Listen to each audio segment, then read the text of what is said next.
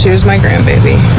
And she was the sweetest, kindest, smartest, most full of life little girl that I've ever met in my life. She had her entire life ahead of her. Police say until today they haven't spoken to Gonzalez, who is legally a minor, but is now being tried as an adult. We haven't been able to speak with him, so we haven't gotten his story. But from what witnesses have told us, he played a big part in it. I don't understand how anybody could ever hurt a child. It just makes no sense to me. This is like a nightmare. Nobody's prepared to bury their child ever, especially at the age of 4. To see a lot of bruising on the child, especially in the neck area. Also human bite marks, which were found to have come from the mother's boyfriend, who is 16 years old. Tonight, a family is devastated over the loss of their 4-year-old girl after she was found unresponsive Friday and later died. June 14th, 2024, Evansville, Indiana. It was supposed to be just another summer morning. Sunlight spilled across the floor, the kind of calm that should have meant an ordinary day. But inside the Spring Valley apartments, that calm shattered in an instant. A roommate stepped into the living room and froze. Something about the stillness in the air felt dangerously wrong. On a mattress lay 4-year-old Octavia Aquino, her small frame unmoving. Beside her sat 16-year-old Christian Trinidad Gonzalez, someone she knew, someone who had been living there for weeks, watching without urgency, without alarm. In that moment, questions began to swirl. How did things reach this point? Why had no one acted sooner? And how could so many warning signs have been missed? By nightfall, detectives would uncover more than a single tragic moment. They would piece together a chain of choices, oversights, and systemic failures, each one allowing a trusted presence to become the greatest threat. Before the day was over, the truth would emerge. This was not only the loss of a child, but the culmination of red flags ignored, opportunities wasted, and a system that failed the one person who needed it most. Before we begin, please be aware, this case involves the loss of a young child, and the events are deeply disturbing. If you're new here, welcome. Please subscribe and share where you're watching from. It helps us connect with you. And to our returning viewers, your likes, shares, and comments help these stories reach more people and raise awareness. Octavia Aquino was born on May 10th, 2020, in Fort Wayne, Indiana. From the start, she was the kind of child who drew people in, bright, social, and quick to make friends. She loved being outdoors, running and playing, and at home she could often be found watching her favorite shows, including Paw Patrol and My Little Pony. Those close to her remember her as a child who brought energy and joy into every room she entered. Her parents, Destiny Rhodes and Brandon Aquino, shared the early years of her life together. But the relationship eventually began to break down. Despite being in her mother's legal custody, Octavia spent much of her time with her father's side of the family, especially her grandmother, Linda Alvarez. Linda played a central role in raising her granddaughter, providing stability and consistency during times when her parents' lives were more unsettled. In late 2023, the separation between Destiny and Brandon became permanent. Destiny moved to Evansville, settling into the Spring Valley apartments. She shared the unit with 3 roommates, Carly, Sydney, and Megan, and took a job at a local McDonald's. The arrangement gave her a fresh start, at least on the surface, but it also placed Octavia in a new environment, far from the daily oversight of the family members who had cared for her the most. Though the move changed her surroundings, Octavia remained the same, lively, affectionate child. She enjoyed her visits with her father and grandmother in Fort Wayne, often spending extended time with them. But her new living situation meant she was now more often in the care of her mother and those sharing the apartment. This was the beginning of the change that would quietly set the stage for the horrifying events that followed. In early 2024, a new figure entered the daily life of the Spring Valley apartments. 16-year-old Christian Trinidad Gonzalez, a teenager from Fort Wayne with a history that should have raised serious concern. Earlier that year, he had been reported missing multiple times. On one occasion, when authorities placed him at the Hillcrest Youth Home for his safety, he left the facility the very same day he was admitted. Court records show that Gonzalez was under a protective order at the time, one that prohibited contact with Destiny Rhodes following allegations involving him and another underage individual. This order was meant to keep distance between the two, yet within weeks, Gonzalez was not only back in touch with Rhodes, he was living in the same apartment as her and her 4-year-old daughter, Octavia Aquino. By April 2024, his presence in the household had become a regular fixture. To those outside the home, the situation may have appeared casual, even routine. But behind the closed doors of Spring Valley Apartments, the arrangement was a clear violation of court directives and a warning sign that should have triggered immediate intervention. This is where the systemic gap becomes evident. Law enforcement and juvenile authorities were aware of Gonzalez's runaway status. They had prior knowledge of the protective order. Yet, no consistent measures were in place to ensure he was kept away from prohibited contacts or vulnerable environments. Each lapse allowed him to remain in proximity to a child he should never have been near. The danger was not hidden in the shadows. It was sitting openly in a shared living space. And like many cases where harm comes from a trusted individual, the threat didn't appear in the form most people expect. Gonzalez was not a stranger nor an unknown figure. He was someone accepted into the home, someone familiar to its occupants. For those who look at cases like this in hindsight, the lesson is both painful and urgent. Danger does not always come from outside the circle of trust. Sometimes it's already inside. And without decisive action, the risk can grow quietly until it's too late. On the morning of June 13, 2024, the Spring Valley Apartments seemed to follow their usual rhythm. Around 11 a.m., Destiny Rhodes and her roommate Sydney left for their shifts at work, leaving 16-year-old Christian Trinidad Gonzalez in the apartment with 4-year-old Octavia Aquino. This was not the first time he had been left in charge. When Sydney returned at approximately 2 p.m., she immediately sensed that something was not right. Octavia wasn't her usual energetic self.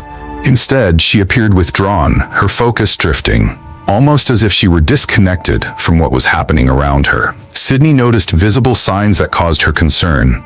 Faint discoloration on the child's neck, areas of bruising, and a mark on her arm that resembled a bite. When asked about it, Gonzalez dismissed the injuries with a simple explanation. The cat had done it. It was a story he repeated without hesitation. When Sydney turned to Octavia for her version, the little girl quietly, reluctantly echoed the same words, as if rehearsed. Concerned, Sydney and another roommate decided to take Octavia to the McDonald's where Destiny was working. They wanted Destiny to see for herself what they had noticed. In the presence of her mother, Octavia being away from Gonzalez revealed the truth. She said Gonzalez was the one who had bitten her. Destiny confronted Gonzalez directly. He admitted to biting Octavia, but tried to minimize it, claiming it had been a reaction during play or a way to teach her a lesson. The seriousness of what had been said did not translate into decisive action. No one in that moment called for medical help. No one took Octavia to be examined by a doctor. The signs of possible harm were recognized, discussed, and then left unaddressed. By the next morning, she would be fighting for her life, and no doctor had seen her. On the morning of June 14, 2024, the quiet inside the Spring Valley Apartments was interrupted when Carly, one of Destiny's roommates, came downstairs just after 9 a.m. She expected the usual sounds of a household starting its day. Instead, she found 4-year-old Octavia Aquino lying still on a mattress in the living room. Alarmed, Carly quickly called for the others in the apartment. Sydney and Megan rushed in from upstairs. What they saw stopped them in place. Beside Octavia sat 16-year-old Christian Trinidad Gonzalez, seemingly detached from the urgency of the moment. Instead of showing any sign of action, he remained seated, focused on his phone. Later, investigators would confirm through phone records that during these critical minutes, Gonzalez had been browsing TikTok rather than calling for help. Those moments, when immediate aid could have been sought, slipped away as he stayed silent. Carly and the others knew something was terribly wrong. Emergency services were immediately called, and within minutes, first responders arrived at the apartment. They moved quickly, assessing Octavia's condition and preparing her for transport. She was rushed to a nearby hospital where medical staff began working to stabilize her. The initial reports from the hospital were grim. Octavia's brain activity was minimal, and the medical team understood the severity of her condition. Efforts continued in the hope of reversing the damage, but the signs pointed to a life-threatening situation. Despite the medical team's efforts, Octavia was pronounced dead later that day. The loss sent shockwaves through her family and the wider community, turning the investigation into a case of homicide. In the midst of unimaginable grief, her grandmother and father made the decision to donate her organs. A choice that, while heartbreaking, gave other children a chance at life. For them, it was a way to let a part of Octavia's light live on, even in the darkest moment. Family continues to grieve. They are also taking time to celebrate Octavia's heroic actions in her final moments. Now, the 4-year-old was honored by family and hospital staff last night as she prepared to give the gift of life. Eyewitness News' Cody Bailey joins us with that story. Cody. It was a quiet, somber, and emotional moment last night in Evansville as Octavia Aquino was escorted by loved ones to the operating room where she would perform one final heroic act as an organ donor. On the 4th floor of Ascension St. Vincent Hospital in Evansville, the family of Octavia Aquino say their goodbyes to a life gone too soon.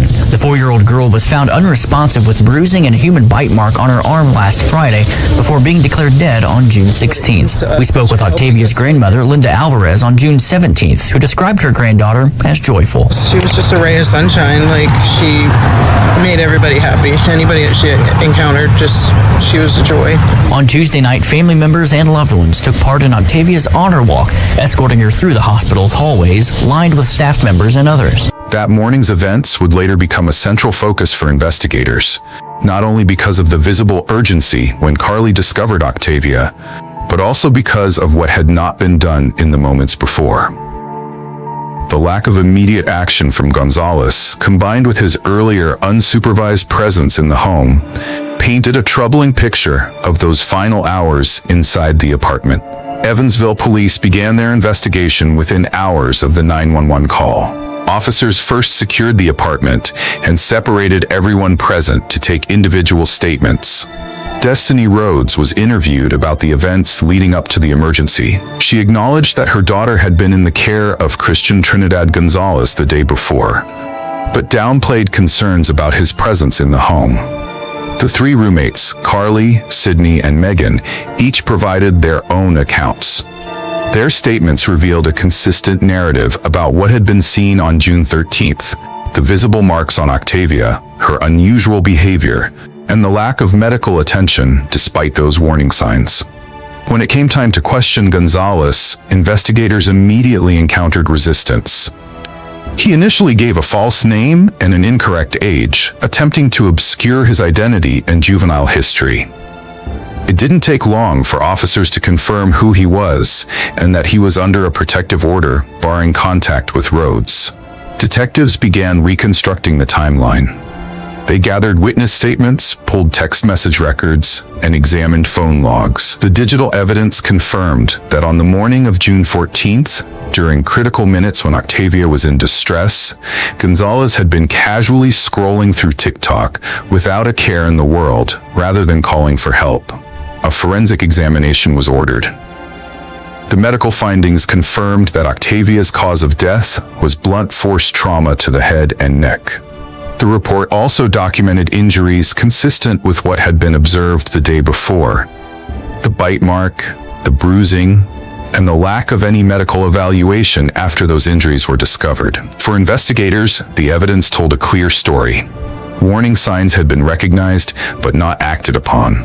and the person responsible for her care in those final hours had both a history of disregarding the law and an opportunity to seek help that he did not take. If more people understood how quickly neglect can turn into tragedy, more lives could be saved.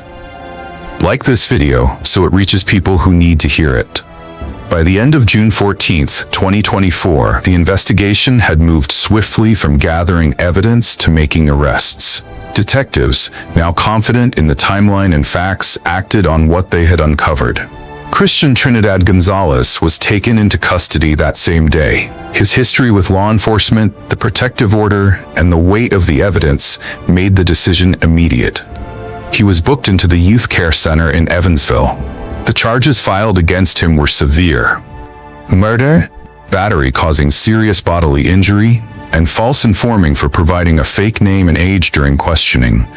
Each charge reflected a different layer of what investigators believed had occurred: the fatal act, the prior harm, and the deliberate attempt to mislead authorities.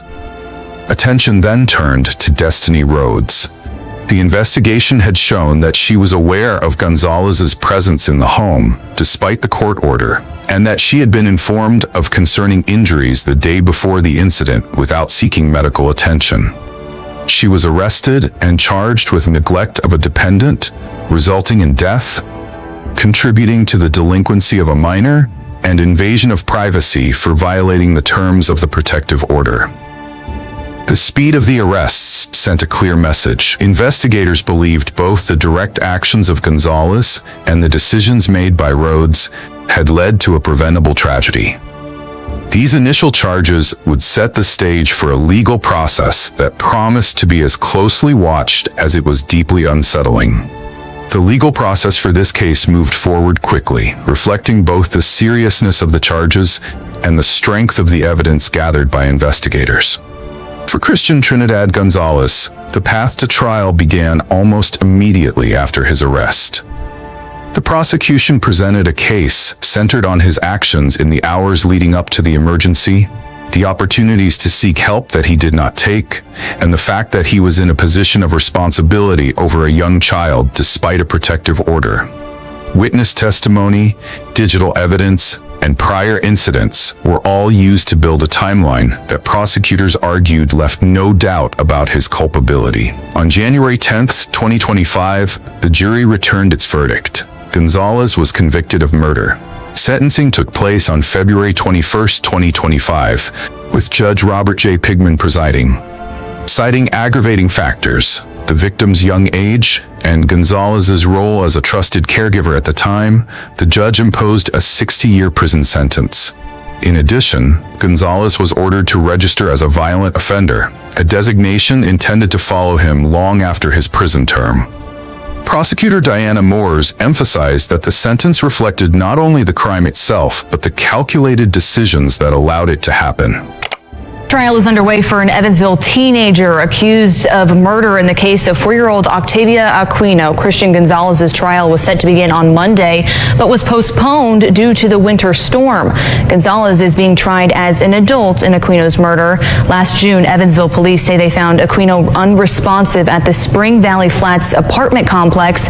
She was taken to the hospital and died 2 days later. Authorities say this is a case of extreme neglect and believe Gonzalez is responsible for her death.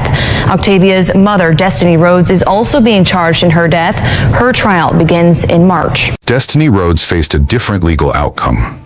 After months of proceedings, on August 7, 2025, she entered a guilty plea to neglect of a dependent resulting in death. As part of the plea agreement, the other charges against her, contributing to the delinquency of a minor and invasion of privacy, were dismissed. She was sentenced to 25 years in prison, with the final 5 years to be served as non-reporting probation. These court decisions marked the conclusion of the criminal process, delivering formal accountability for both the direct actions of Gonzalez and the omissions by Rhodes that prosecutors argued made the tragedy possible. Cases like this force communities to confront an uncomfortable truth. The warning signs of a child in danger are often visible long before a crisis occurs. They can appear in subtle changes in behavior, A child who was once active and talkative becoming withdrawn, hesitant to play, or showing sudden mood swings. They can also be physical.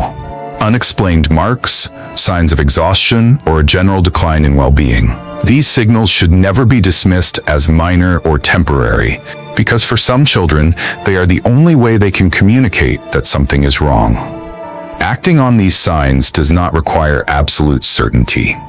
The role of the community is not to investigate or prove wrongdoing, but to ensure concerns are placed in the hands of professionals who can.